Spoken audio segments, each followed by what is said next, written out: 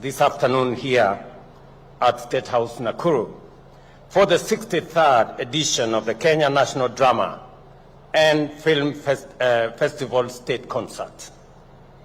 And I made a deliberate decision that we will elevate this program to what it is and give it the best opportunity for it to reach the farthest, because the art, the music, the drama in this festival is not just for students.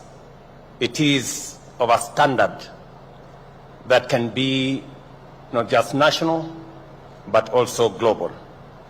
As we celebrate this festival, we also uphold a powerful tradition, a tradition of storytelling, cultural expression, and the nurturing of talent.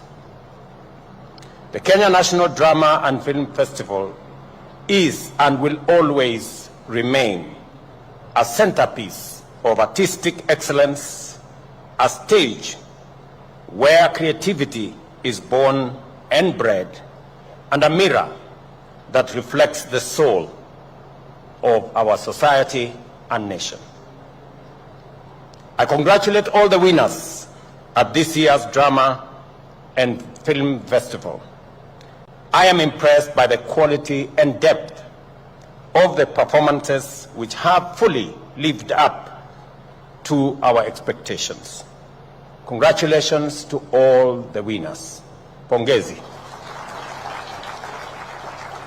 Mr. Chairman, ladies and gentlemen, there is no more powerful incubator of Kenya's creative economy than the schools and colleges drama and film festival. That is why the government of Kenya has elevated this festival to the status of a state function. We do not merely support the arts symbolically, we back them strategically. The performances we have witnessed today, anchored on patriotism, national unity, human dignity, social justice, and inclusivity, reaffirm our commitment to a just, creatively expressive, and equitable nation. Over the past 10 days, this festival has breathed life into our national values. I therefore urge all of you, as I urge all Kenyans, all the time, to live up to the values we so powerfully portray on stage. Our drama and film industry has birthed cultural legends and artists who have shaped our national identity and elevated our global standing. These pioneers have used the power of narrative to inform, entertain, and inspire. We honor trailblazers like the late Professor Francis Imbuga, whose plays Betrayal in the City and Man in Kafira remain timeless critics of political and social injustice. We salute actor, playwright, and journalist John C.B. Okumu, whose craft and intellect continue to uplift Kenya's stage and screen. We also celebrate veteran actor and journalist Oliver Litondo, whose role in The First Grader immortalized the story of the late Kimani Maruge, reminding us of the transformative power of free primary education. Equally, we salute Eddie Gadhegi, the Kenyan star currently lighting up Hollywood with every role he plays. This July, he will portray Mr. Terrific in the upcoming Superman blockbuster. Eddie, like many other Kenyans I met at the Tyler Perry Studios in Atlanta, US a year ago, is proof that Kenyan talent knows no borders. Ladies and gentlemen, I'm informed that following my directive in 2023, the Kenya Institute of Curriculum Development has successfully digitized the Kenya National Drama and Film Festival and the Kenya Music Festival. And I proudly watched this festival on YouTube. Thousands of hours of content are now accessible globally through digital platforms. Archival performances are being preserved and converted into modern formats for broader accessibility. This is how we preserve heritage, empower creators, and reach the world. However, more needs to be done to ensure that artists earn from their digitized content. As a government, we have strengthened our policy and institutional support for the creative industry. The Kenya Film Commission continues to play a vital role in promoting local talent, offering training, and facilitating international collaboration. We have restored the Kenya National Theatre and expanded investment in film hub, theatres, and cultural centers. Plans are underway to establish a Kenya National Film Studio to raise the quality and scale of local productions. And I agree with the chairman that our physical infrastructure that currently we are undertaking in our TVETs, universities, and KMTCs, that also has brought hostels into the armpit of the Ministry of Housing, that should equally be extended to studios for the creative industry. And I will want the minister responsible to work with his colleague at the Ministry of Housing so that we can actualize the request of the industry.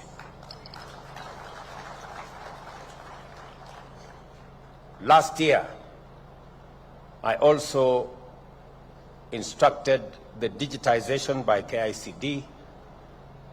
Today, we have these performances on YouTube. I think it is time for us to have a greater reach and to even monetize further the content that is coming out of these great performances, that this should be available on eCitizen so that more Kenyans can have access to watch and pay for these performances, drama, and art, and more money can go to those creatives who are part of this endeavor. Recently, through the Kenya Theatre Awards, more than 8 million was awarded to outstanding creatives. This is demonstrable proof that the arts are not only about passion, but also about profit. Through the Talanta Hela initiative, we have awarded scholarships to festival winners. The first cohort, the stars from last year's performances, had their school fees fully paid. This initiative, championed by the Kenya Cultural Center, is a powerful tool for societal mobility and creative empowerment. The Ministry of Education and our partners continue to provide training and capacity building at national, regional, and county levels.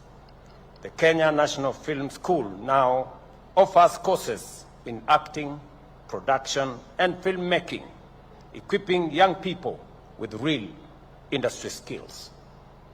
The competence-based curriculum has created clear pathways into the performing arts, and music, drama, and film are no longer side pursuits. They are viable careers going into the future. And when the people of Kenya asked me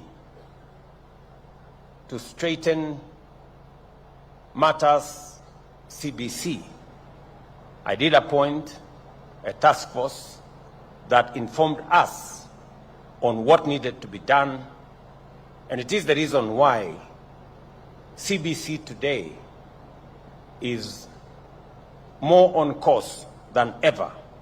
And I have encouraged the Ministry of Education to continuously engage stakeholders so that we can get feedback, we can work with all stakeholders to improve, streamline, and work with all actors so that we can give the best education and offer the largest array of pathways to our children. Allow me, as I conclude, to commend all those who are involved, starting with the teachers of drama and art and music. Congratulations to all the teachers. I remember last year I did ask the Teachers Service Commission that promotions should also consider the men and women who put many hours, a lot of effort in training our children in the space of sports, art, and creatives. And I want to commend the Teacher Service Commission. Subsequent to my direction, 470, I am informed, teachers of art were promoted. And I want to encourage the Teacher Service Commission to continue to look at all the other spaces.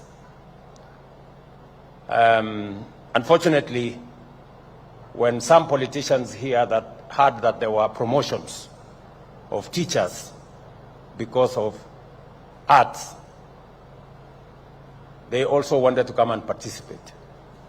But I want to tell them it is only limited to teachers. The promotion is only limited to teachers. It doesn't go to politicians. Politicians utakutana na hawa huko nje. Allow me, as I conclude, to commend our partners, the Sports, Arts, and Social Development Funds, who have provided invaluable financial support for co-curriculum activities.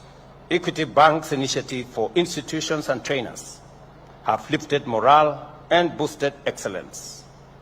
The Kenya Universities and College Cultural Central Placement Service has used this platform to guide secondary school students on career pathways aligned with their skills and interests.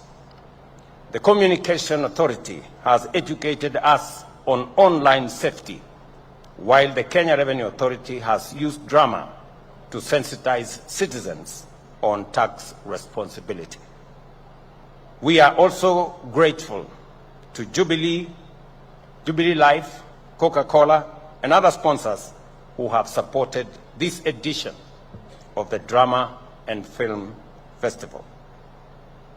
The arts has the power to unify, to heal, and to inspire. And I want to commit to the teaching fraternity in Kenya and to parents that our children, to the extent possible, the government of Kenya will facilitate all our children in all the spaces that are available in our education system,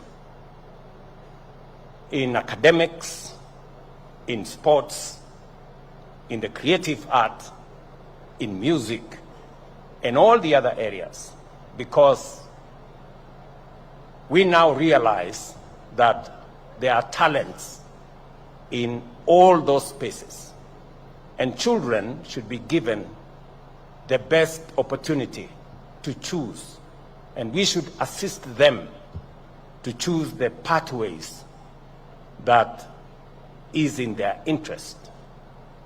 And therefore, my commitment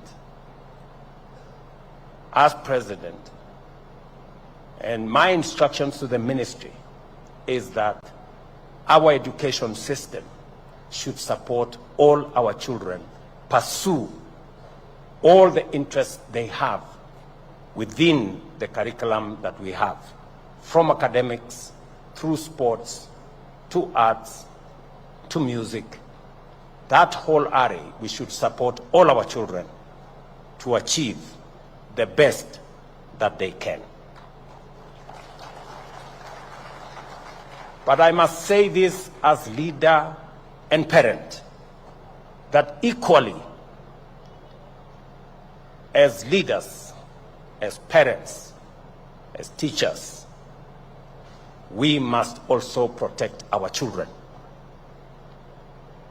from pedophiles and drug peddlers and predators who want to corrupt our children. We must say no to people who want to corrupt our children with negative ethnicity and negative politics. We are a great nation, and there is more to celebrate as Kenyans than the negativity that some of us want to drive. We have more to celebrate as a nation, and that I will firmly stand by, to protect our children and to make sure that we have a nation. And I will not allow this nation to go down the drain for the people who are pursuing their own selfish and narrow interests. Art bridges divides, awakens imagination, and affirms identity. As we enjoy today's performances, let us remember that a nation that honors its artists is a nation that values its soul.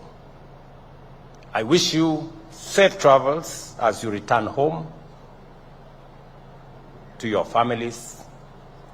I spoke to Alvin, this young man from somewhere in Murang'a, and he told me that he wants to come and pay a visit to me and possibly share a meal. So Alvin, I will organize.